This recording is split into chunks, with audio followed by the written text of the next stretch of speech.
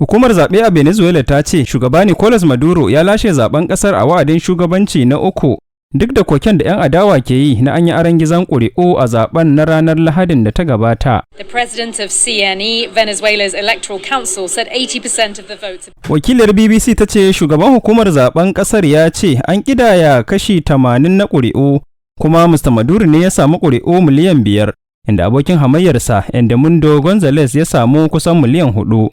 'Yan adawa sun ce ana hana wakilansu shiga wurin ƙidayar ƙuri'u, kuma ba a ba su damar ganin takardun zaben ba, sai dai gwamnatin Venezuela ta ce sahihin zaɓe aka gudanar. Ƙasashen duniya dai sun bayyana shakku a kan zaben na Venezuela. Jam'iyyar ANC mai mulki Afirka ta kudu ta sanar da korar tsohon shugaban ƙasar Jacob Zuma daga jam'iyyar, watanni 7 bayan sanar da ya sauya sheƙa.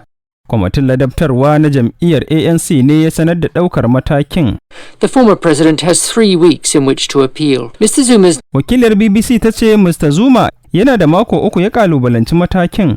Jam'iyyar MK ta Mr. Zuma ta samu kashi 14 cikin 100 na ƙuri'un da aka kaɗa a babban zaben ƙasar na Afirka ta kudu, wanda aka gudanar a watan Mayu.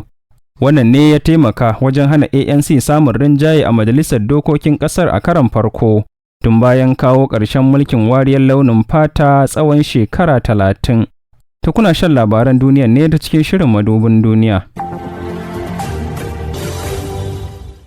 Taron Majalisar Ministocin Tsaron Isra'ila da Firaminista Benjamin Netanyahu ya jagoranta ya ba shi dama da shi da ministocin tsaronsa yanke shawara kan lokaci da kuma yadda za a mayar da martani kan harin roka da aka yi a ranar Asabar a yankin Golan da Isra'ilar ta mamaye.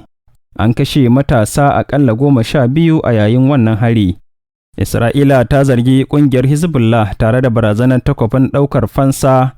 Tun da farko Mr. Netanyahu ya ce Hezbollah za ta ɗanɗana kuɗarta. Hezbollah da ke samun goyon bayan Iran ta musanta kai harin da ya shafe wani filin wasan ƙwallon ƙafa. Gwamnatocin ƙasashen yammaci sun nemi a kai zuciya nesa don ƙauracewa ɓarkewar yaƙi a yankin.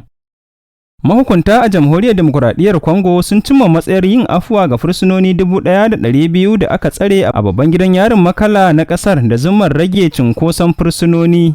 Lamarin da aka ce na zuwa ne bayan kafa wani kwamitin da ya yi bincike da niyyar kawo sauyi game da inganta gidajen kurkukun ƙasar. A ranar Lahadin nan ne dai ministan shari'a Jamhuriyar Dimokuraɗiyyar Congo, Constant Mutumba, ya sanar da aniyar gwamnatin ƙasar na rage yawan waɗanda ke tsare a gidan yarin Makala da ke babban birnin ƙasar, saboda rage cinkoso da ake samu a gidan yarin. Sai dai kuma a cewar ministan za a yi hakan ne rukuni-rukuni, inda za a fara da mutum 400 a kowane mako, kuma haka lamarin zai ci gaba har lokacin da za a kammala. Tuni ministan ya amince da a saki rukunin farko wanda ya ƙunshi fursunoni 421. Bayan an tabbatar da cancantar su na samun 'yanci, kuma sun zauna a kurkuku aƙalla fiye da rabin wa'adin zamansu.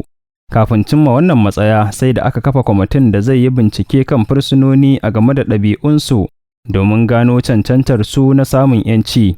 Amma banda waɗanda ake tsare da su bisa laifin sace dukiyar al'umma a cewar ministan. To ƙarshen labaran duniyar kenan